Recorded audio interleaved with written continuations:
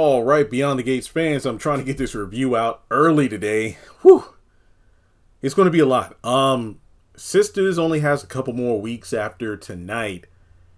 And Tyler Perry's Zatima comes back on tomorrow. So that'll be 5 weeks. So it's going to be, this is the busy season for me between YouTube and Q4 of every year is pretty busy between all the extra shows I review on my main channel and eBay because people go nuts buying stuff online around, the holiday months. So Beyond the Gates, if I'm being completely honest, is going to be more of a back burner show. It's not the main priority, but I do want to maintain the consistency because I'm making a good, decent little bit of money on this channel because of the Beyond the Gates reviews. Not as much as the main channel, but it's enough to pay some bills. So I will try to get my reviews out as quickly as possible.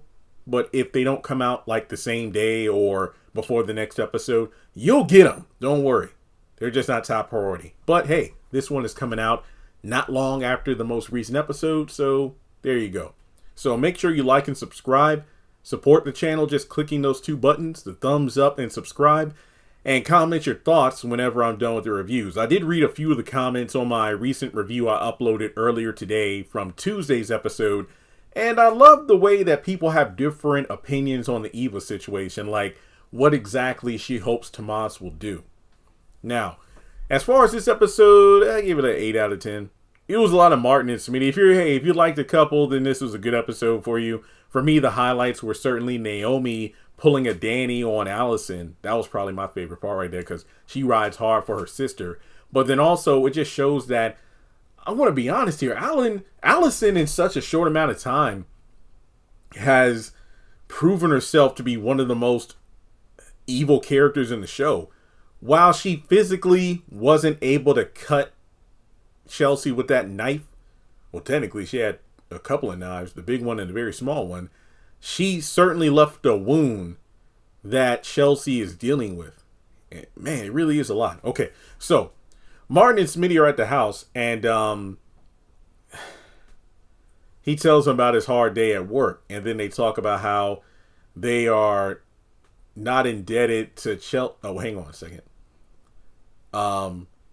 The Joey situation, and that's interesting because if memory serves, what am I trying to say here? Kat went to Joey for help and wanted Martin to kind of pay a debt because it's like, well, the Martin situation, I didn't charge anything. I did that as a favor to your family just because. But in this situation, yeah, I'm going to need something. And if I remember, didn't, the family,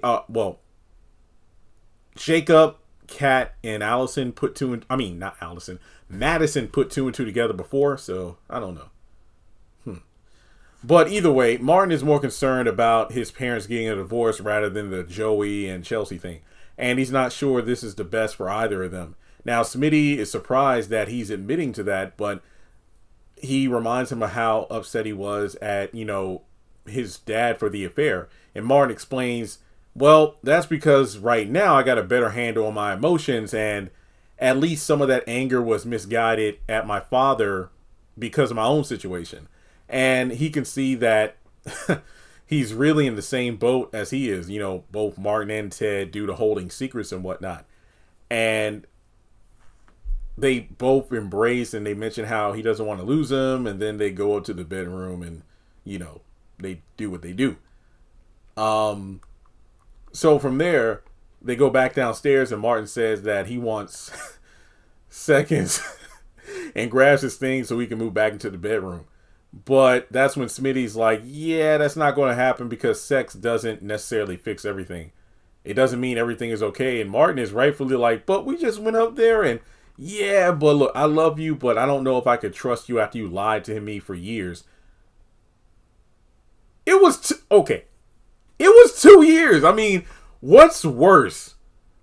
Martin withholding information from Smitty for 2 years versus Ted withholding an affair from Nicole for 20 plus years. But then again, even though you could argue that the lies or the omission of details wasn't the big deal, it's more like those circumstances coming back into their lives to ruin things in the present that made things worse. I don't know. And Martin can't change what happened, so how is he supposed to earn back his husband's trust?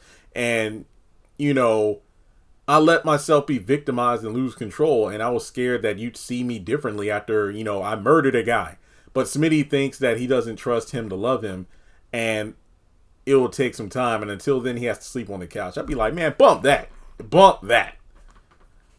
Shoot. Okay, so speaking of couples, we got Ted accusing Nicole of using Chelsea's ordeal to push him away. And she rightfully calls his behind out like, yo, you got some nerves. And gives him a fake round of applause for pushing Leslie out of the neighborhood. Hey, good work. You managed to put out one small fire. And I'm thinking to myself, yeah, Ted kind of deserves that. I mean, that's why I gave this episode like an 8. It's just that some of these characters are just unbelievable. Unbelievable. Now, that's when Nicole tells Ted that I don't owe you anything. And it's like, well, I think we owe each other the chance to start again. And that's when, I think Danny actually jumps in to vouch for, her sister as always. And as Ted begs and pleads, because he ain't too proud to beg, Bill tells him that, look, this is a losing battle. I know him when I see him. And I put $10 on Nicole right now. So Anita puts down 10 and then raises it 20. Danny throws some money into the pot and then tells Ted that he doesn't stand a chance. So that's when Naomi comes in and Danny decides to go over to the police station with her, so they leave. And Vernon asks if they can wager about any opposition, and Nicole says it's a vote of no confidence. So Ted, goes off about how, okay, so y'all stick together even when it makes no sense at all. And if you're not born a Dupree, you're just an outsider. So he puts $100 to challenge him. And I'm like, okay. And then they mock him for it. He's like, you know what, the heck with all of y'all. And he tells them all that he's done after everything I've done for the family. And he compares himself to Bill, who humiliated all of them, but they still kept him around. But here's the thing, though. Maybe Ted has done some stuff that we aren't privy to yet, but you could argue that the only reason they quote-unquote keep Bill around is because, one, he had that major secret he was holding regarding Martin, and two, his expertise is still of some use via, being the fixer. So Ted is like, he's kind of on his own here because Bill's like, man, I did my stuff, but at the same time, they at least still have some use for me. Now, from there, he does say that regarding Chelsea, that he's going to love her forever regardless of what some court rules after a divorce, because I was still your uncle for so long.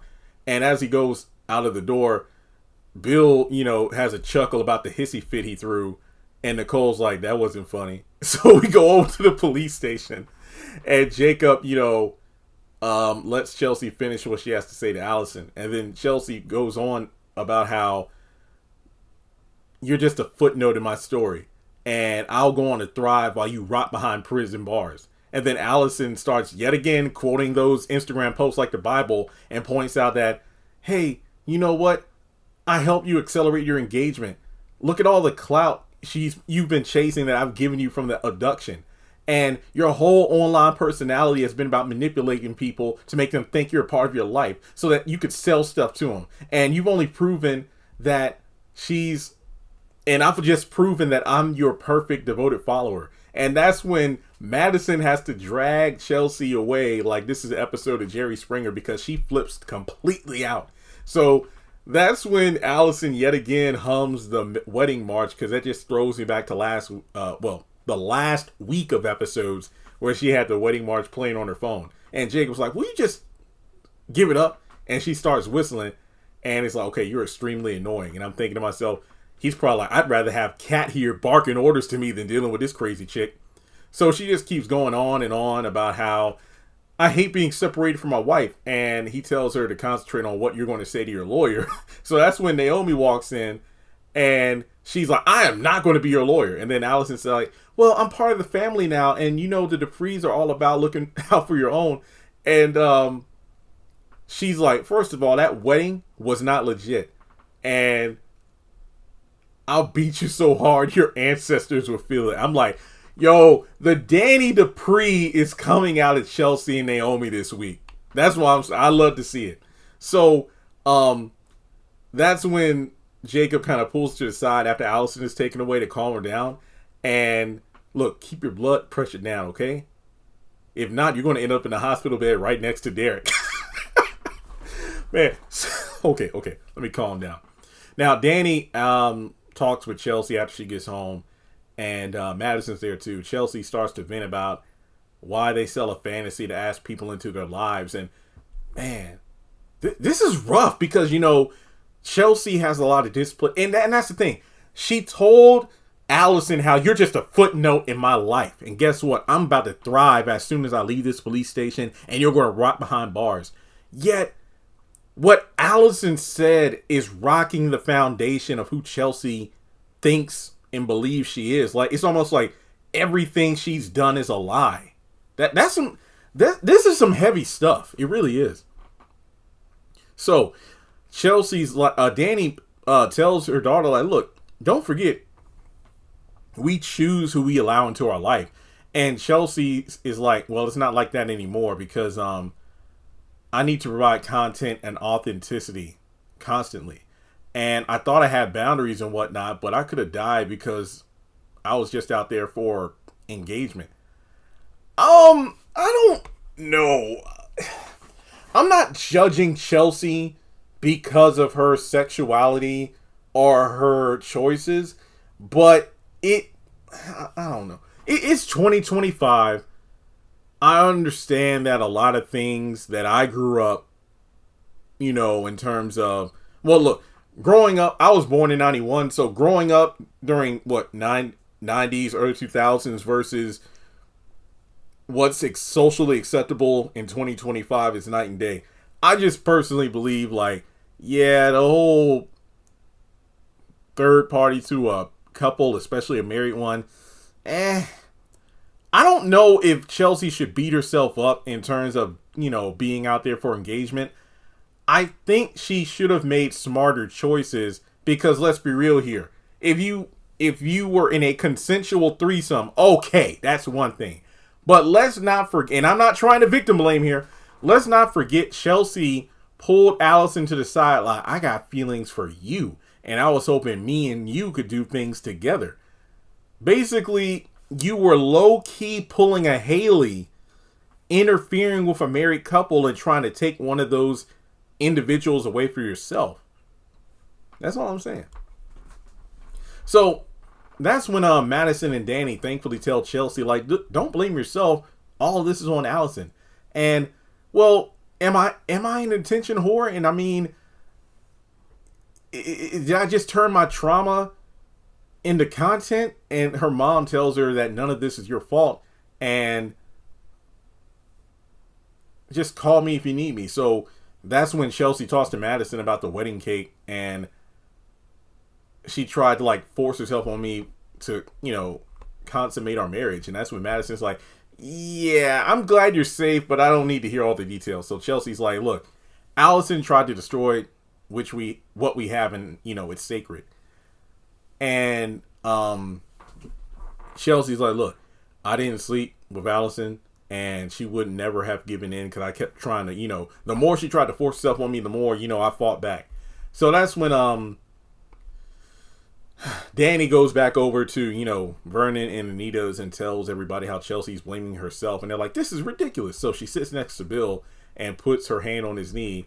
And that's when Nicole look over like, So that's when Bill leaves. And then as Danny walks him to the door, everybody else, like Nicole, Anita, and Vernon's like, hey, y'all notice how those two are pretty, you know, chummy with each other? So basically, Bill tells Danny how Naomi is concerned that I'm taking advantage of you. And that's when Danny's like, Bill, I'm never going to let that happen again. And that's when Bill smiles and then he leaves. So I'm thinking to myself, Danny, you say that now, but I can't stop thinking about when Bill stopped by the house for like that deed to a beach house and you pulled out the photo album and then you planted one on his lips. I haven't forgotten that. Now we round out the episode by talking about Derek, who we haven't seen in a while. And they're Ashley and Shanice are giving him a checkup after his physical therapy. And Shanice tells him to rest, so she leaves the room. And Derek is eager for his legs to remember how to work because, the fact that he's ready to get out of this hospital. But Ashley calms him down, saying, like, look, you always feel like you have something to prove. And, hey, I mean, you like to get credit for helping people. Even if it's shallow, he loves to feel needed by others. So she mentions, like, well, that only just makes you human. And he says how he wants to impress her more than ever. And Ashley says that, look, I am impressed, but I don't need to be impressed by you. Just showing up like you do every day is the kind of excellence that matters. So she falls over and falls on him, and he can't feel it, which is awkward. So she leaves so he can get some rest. So then Shanice tells Ashley that even though me and Derek went out, we agreed to just be friends. So she assures her that, hey, he's totally devoted to you. And then they talk about the possibility of progress on his recovery. And I feel like a complete idiot because I tripped over, fell on him, and it kind of reminded him that he can't feel anything. But as we close out the review, we go back to Derek's room and he grunts as he's trying to like force his legs to work. So he ends up punching him. And then he suddenly feels a little spark. So your boy might be up and at him at some point later in the season. But that's pretty much the episode in itself. Like I said, this Chelsea stuff is pretty good. It really is. But, I mean, it's sad that such a traumatic experience is what was needed to give her character a bit of a oomph. But let's talk about it in the comments. Like and subscribe, and I'll catch you in the next one.